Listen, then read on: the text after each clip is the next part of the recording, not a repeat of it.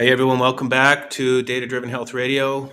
I'm your host, Dave Korsunsky, and we have our Chief Medical Officer, Dr. John Lemansky, with us. John, good to see you. And how does it feel to be back in Puerto Rico? Hot. Yeah, it's nice and hot and humid compared to what I'm used to. So good to be with you. Good to be with everybody who's on with us. So we've had we did a webinar maybe 3 or 4 months ago on these GLP-1 peptides and how they work. We had a ton of Hmm. interest in that. Heads Up is working with a number of medical practices that use these medications in practice. There's just a lot of information and there's a lot of interest out there specifically on how these work. What is the actual mechanism of action? But Hmm. what I'd really also like to talk about today is not just how the individual medication works, but what are the other things you can do to ensure that you're going to get sustainable results, especially after you stop taking it. And also, Yep. what are the other things you can do while you're on these compounds to 4x your results? So we're going to get into all of that stuff today. And then Heads Up has a very simple and effective way for people to track their health when they're using these GLP-1s. And the dashboard allows you to, first of all, track your dosage because the dosage is going to be a little bit different for everybody. And Hmm. if you get the dosage wrong, you can start to have side effects: nausea, constipation, fatigue. So we'll talk about how you can use the dashboard to track your dosage, side effects, protein intake, body composition, heart rate variability, everything that you would need to pay attention to have a holistic program put together as you're going on this weight loss journey. But before we get into any of that, John, let's just start with the basics. So, like, what are these GLP-1s and how do Hmm. they work? Sure. Yeah. I mean, obviously, a lot of people have, been introduced to them. I get a ton of calls for these new medications, but a lot of hunger, a lot of appetite, and kind of movement of food in the intestine is controlled by hormones. So one of which is the GLP-1. It's part of a group of hormones called incretins, which basically, secrete a lot of hormones to either increase the digestion or decrease the digestion, increase the kind of the peristalsis or the movement of foods, and then also really drive hunger or increase satiety. So basically, scientists have found that these GLP-1s, which are normally produced by the body, in some people you can have decreased production, in other people you can have decreased sensitivity to them. And so, like anything in pharma, they made basically agonists to act as if it's a GLP-1. And there's many on the market, and so mechanism of actions. I mean, some of it we don't know exactly. I would say um, most commonly, what you'll see is an increase in insulin secretion, which brings down blood sugars, and then you'll also see an increase in insulin sensitivity. So you'll see the receptors will be more sensitive. So the whole goal is to bring down glucose in your system, and then it'll do some other things. So it'll suppress glucagon, which is also going to help reduce your blood sugars. With the thought process that overall you'll need overall less amount of insulin, kind of what we talked about last week, which was with the CGMs. It's not just the spike, but it's also the change from baseline. So you'll have a lower change from baseline. And then also you have some decrease in transition of food, so you feel full longer. And that I think is probably the most beneficial part of it, besides the other things that I just mentioned. But for a lot of people, it's curbing that constant appetite that they have. It does a few other things, but I mean, I would say those are the main kind of mechanisms that people should know about. Yeah, I think the most interesting part to me is the appetite suppression, because Hmm. what it allows you to do is for many people potentially for the first time in years, decades, maybe their entire life, they actually have a window of opportunity where they're no longer craving food. Hmm. And that is really a magical moment, because what you really want to do if you're going to have lasting change is actually get a break from your normal pattern and be able to reevaluate your relationship with food. So I remember, John, when we did our first extended fast You and Mm-hmm. JLD and a few other guys, we did an extended fast. And that was the first time where I hadn't eaten for several days.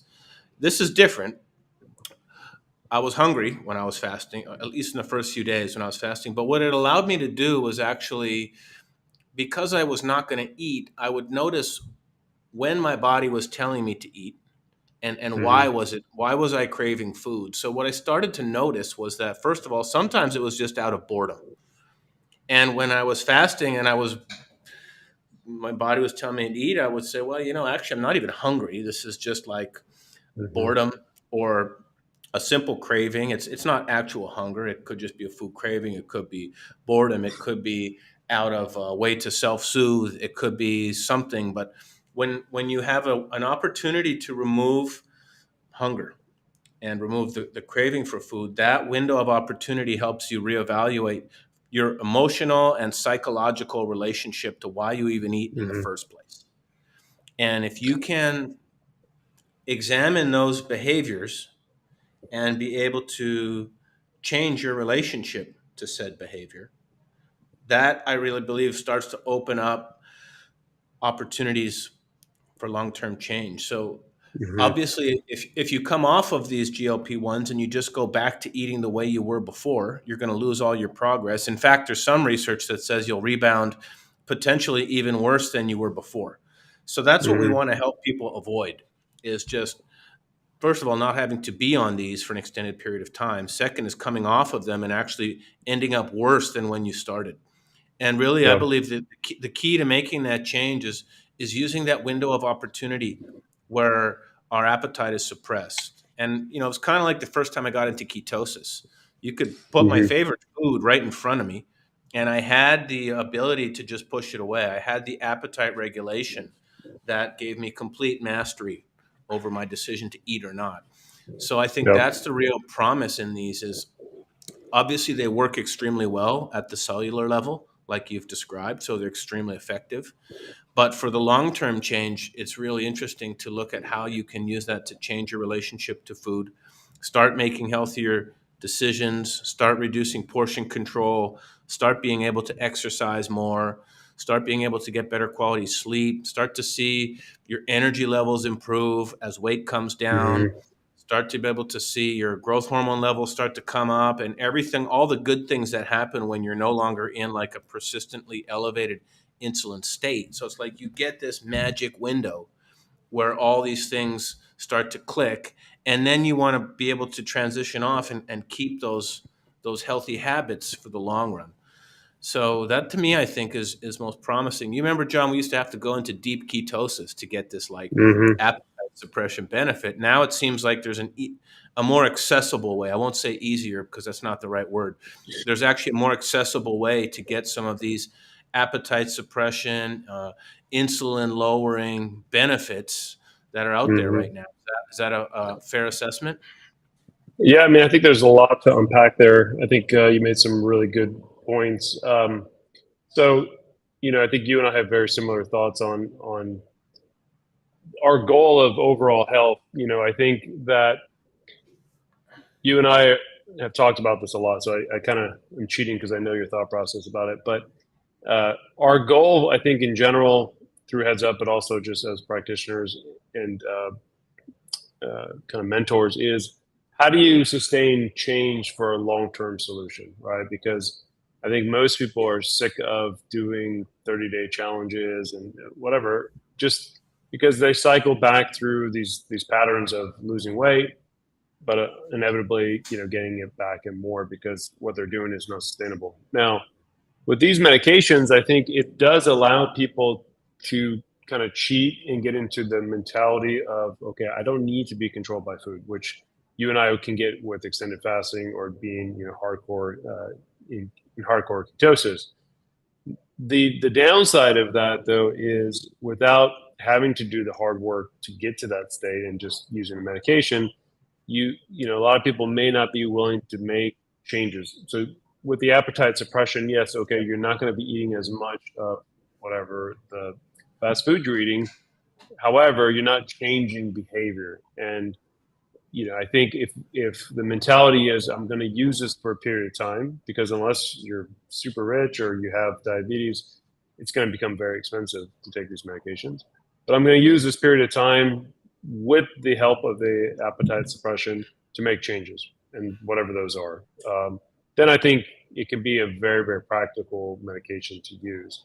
I just fear that with a lot of things, it's a quick fix, and unfortunately, we can talk about this, but when you stop, there are some downsides to the medication. So, can be used, I think very, very well to help people, but you need to have a plan going forward with it. Yeah, so on that note, John, I did a little research here. It's currently FDA approved Hmm. for type 2 diabetes. Correct. It's FDA approved for chronic weight management in adults with a BMI above 30, or if you have a BMI above 27 in the presence of one or more other conditions, hypertension, lipid issues, etc. Right. Some of the future indications are cardiovascular disease. I know when I did my pre-post experiment with semaglutide, I always do my blood work before and after. The changes in my lipid numbers were remarkable. Mm-hmm. I had the lipid numbers I had back when I was 25, and of course, I have that data in heads up. So, future Yeah. indications: pre-diabetes, which is interesting, cardiovascular disease, neurodegenerative, anti-aging, gut dysbiosis, and then, like you said, there's a lot of people using them off-label for weight Mm-hmm. loss and body composition. Some of the things, just based on my own experience, I did a 8-week experiment on semaglutide. I had a very, very positive experience. I did not experience any symptoms or side effects. I was wearing a continuous glucose monitor the whole time, so I could Yep. keep a really close eye on blood glucose. Without question, I noticed that my blood sugar levels post food were lower. Or lower. And that's, Yeah. I think, where a lot of the GLP-1s come in, because they can secrete more insulin post meal. So your blood sugar just comes Mm-hmm. down really, really quick. And I noticed that on Correct. my CGM. Yep.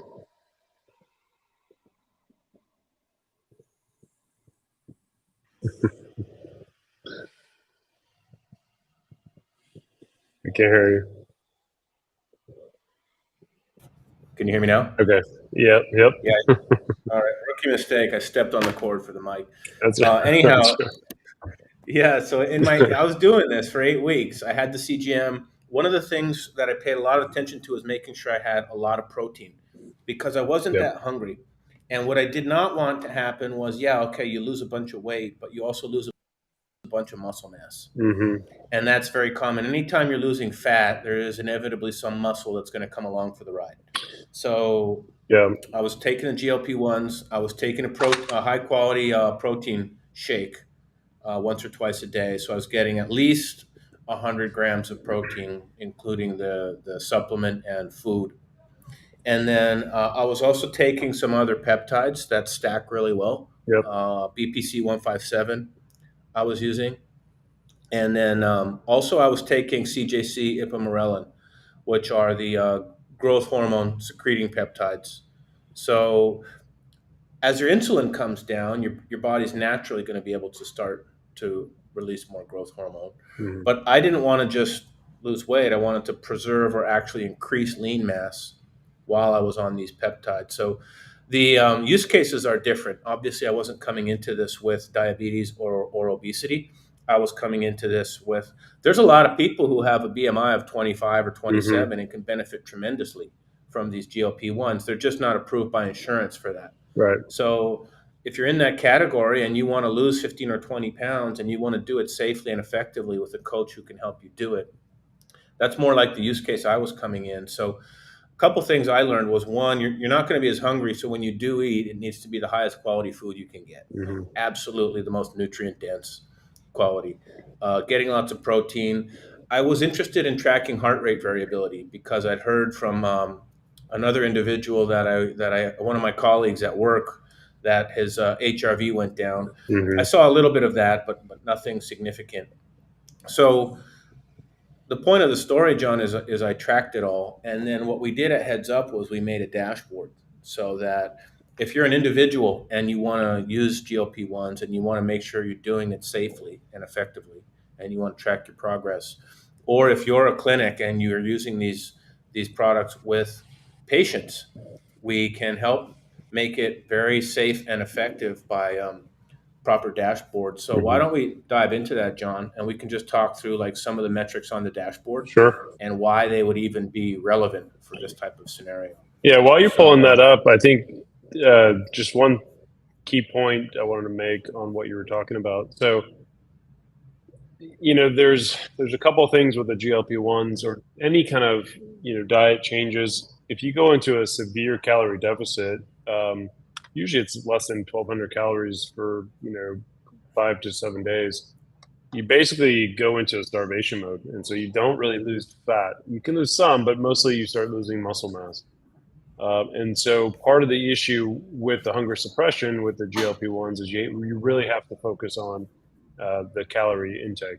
So I'm not a huge calories in, calories out person because obviously there's a hormonal effect of different types of calories, but it's very important that you don't get into a kind of starvation mode, what we call like a rabbit diet, where you're not getting enough calories in, especially protein calories.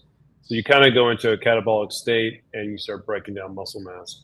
So that yeah, combined with resistance training, especially for elderly females, is huge when you're on one of those type of yeah. medications. Yeah, in my research, John, it was indicated that if you're looking at the actual chemical pathways, right, Hmm. the actual CERT pathways in the body that are regulating metabolism and energy levels, the best things you can do to complement GLP-1 are one is cardiovascular exercise, Hmm. two is actually resistance training, lifting heavy things. They both hit those AMPK pathways in different ways. So exercise would be cardiovascular, lifting heavy things, fasting actually can Hmm. work extremely well when paired with this. And then you also have the GLP-1s. But then, to your point, also making sure that when you do eat, it's the most nutrient dense food Yep. you can get your hands on. Protein supplementation. So here's the dashboard, John. Can you see my screen? Yep. So we have the ability to track the peptide dosage. Okay, so this is the custom tile that we've made. And all you do in here is you just come in here and you put in which one you took. There's a bunch on the market now. Hmm. Let's just say it was semaglutide. And you're typically going to titrate up. So when you're working with your healthcare professional, they're going to start you at a low dose. It's going to be a weekly injection, and you're going to increase and titrate that up each week. And it's really important to keep track of how much you took on a given week so that you can really, first of all, have a record of it. You can cross reference that with any symptoms or side effects. And two, it's just going to be permanently logged so that even if you're looking back 6, 12, 18 months from now, you know exactly when you took it, exactly how much, and then you can cross reference that with other metrics. And so this is the tile we made for tracking dosage, and you can see I've got all of them in here as I've titrated up. So that's the first thing is just recording dosage Yep. on the dashboard. And then the second would be some of the most common side effects. And so nausea, constipation, fatigue. And it's just really easy to record these, and then you can record it and then cross-reference it with the dose. Hmm. So we just have a simple way to report this 1 to 10. You can then optionally share that with your healthcare professional so that they can help determine if there needs to be any changes made to your Yep. protocol. Yeah, and that's a really good part of the dashboard because the most common side effects: nausea, vomiting, diarrhea, stomach discomfort. Those are usually dose dependent. So you can usually see over Yeah. not just a patient, but a cohort of patients what that dose tends to be. And if you can go back, you can also show that each medication has a different standard unit. So we allow for that so you actually can enter the data appropriately. Yes. Yeah, like with mine, my practitioner was Hmm. telling me to measure it in units. Yep. Other times it'll be Some are micrograms or exactly. milligrams. So, Yeah, and then you can yeah, kind so of go whichever back one through you're the on, data and see like, okay, at this dosage, this is where yeah, we'll most take a people look have at the that. side effect, of nausea. And that for me has helped me uh, actually reduce how quickly I titrate people up on the medication because, again, it's a longer term solution. You don't get the side effects of the nausea, vomiting, and people have a better experience than if you go at the standard dose that is recommended.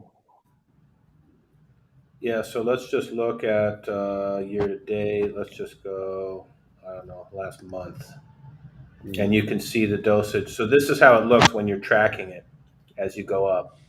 And then you can start to look at other biomarkers. The main thing is that you have the exact dates and amounts yeah. because everyone's dosage is going to be different. I was on 50 units. I probably could have gone higher. I didn't have any symptoms, and the weight loss results I probably could have pushed a little higher, but I'm 210 pounds. So the dose I need is going to be different. But the first thing is logging the dosage weekly, and your Hmm. practitioner can also set this up for you in advance. So if you're using Heads Up clinically, they can come in here and preload your 10-week titration up until you get to your max dose.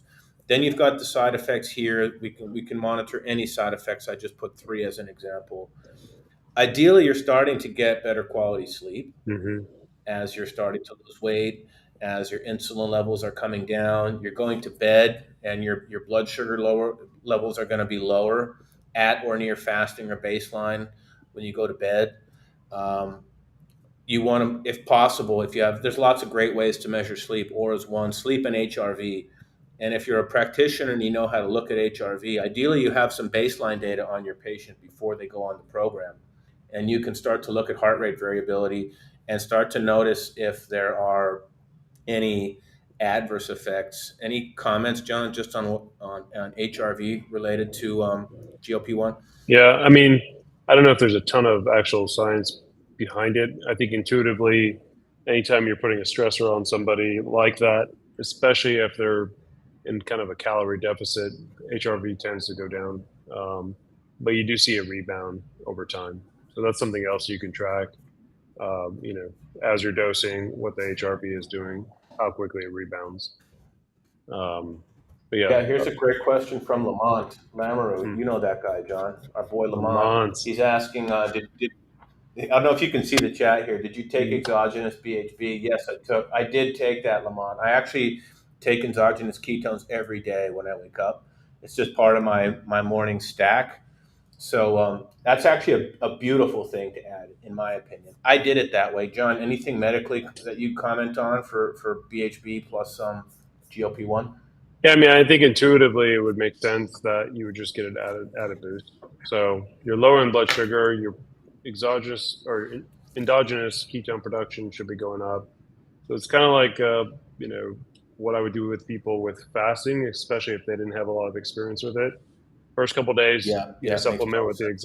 exogenous ketones just to help, mostly with the mental part of it. So I haven't tried that though with the Yeah, GLP I took. ones. So I might do that.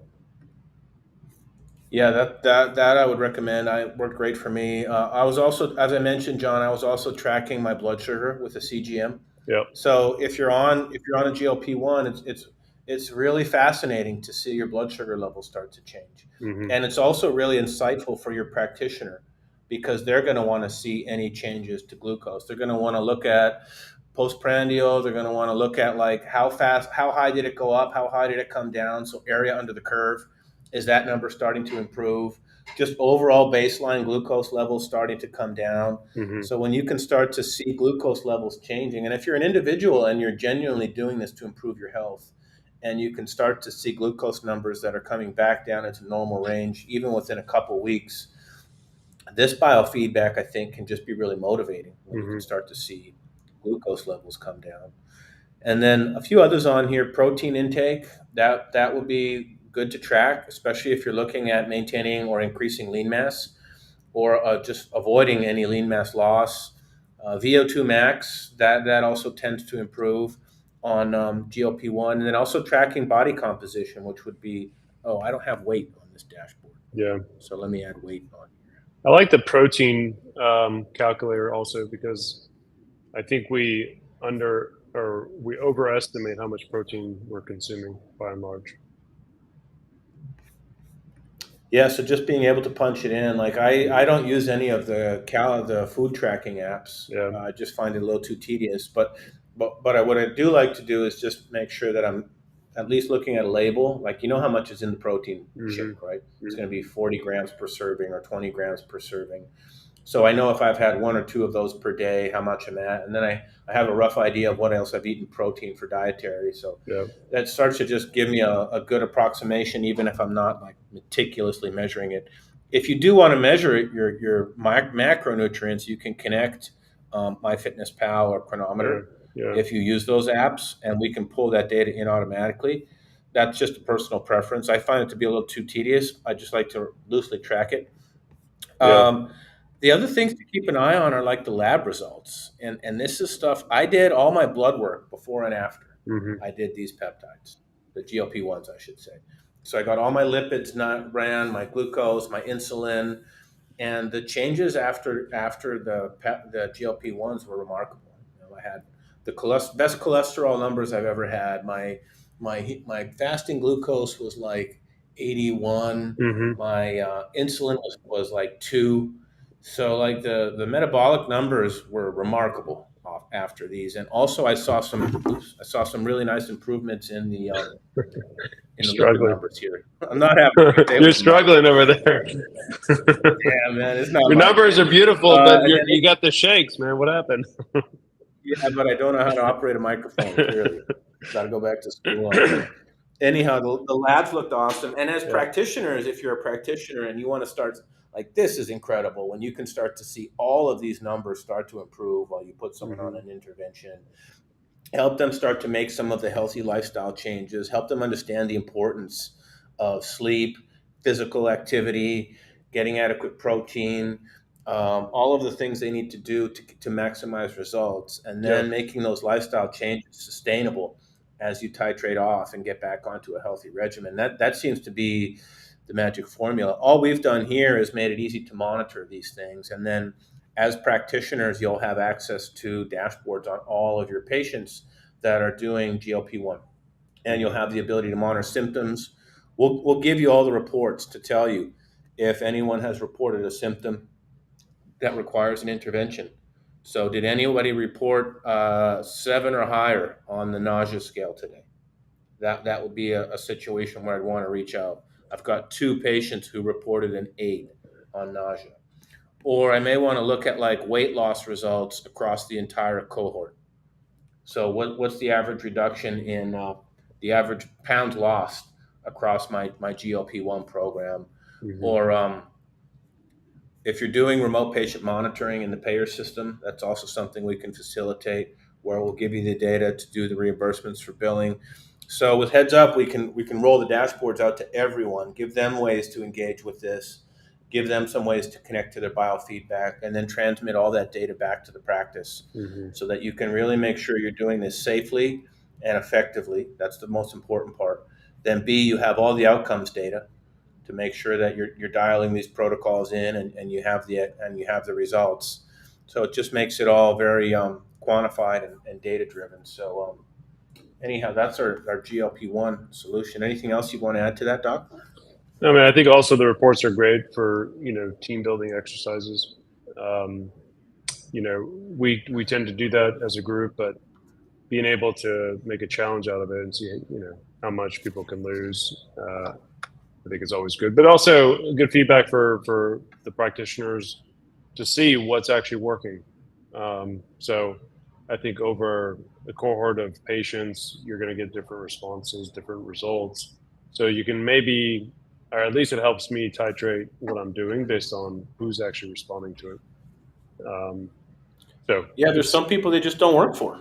So I mean, yep. there's got to be some genetic thing where there's going to be a certain percentage of the cohort where that particular GLP-1 just does Hmm. not work at or near the efficacy of the rest of the cohort. Yep. And having data actually allows you to dial that in. One of the practices we're working with, they send Withings wireless scales Hmm. to all of their patients. They send the GLP-1. That way they have all of the body composition metrics transmitting back on a regular basis: Yep. weight, body composition, lean mass, hydration. All that stuff comes back. Then they're also having them track the dosage on the dashboard that we mentioned. So that's another easy way you can start to see how well people are responding, just in terms of how those Yeah. numbers are changing.